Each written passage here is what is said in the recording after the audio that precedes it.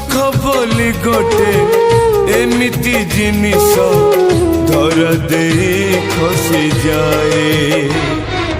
केमितिका जीवन ये केमितिका बंधन ये केमितिका जीवन ये केमितिका बंधन ये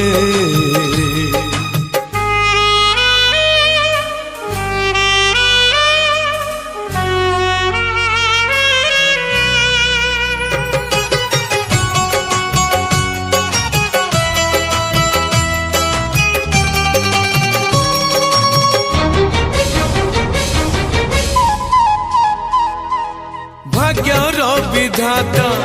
लिखिछि एकथा आसिब एमिति दिन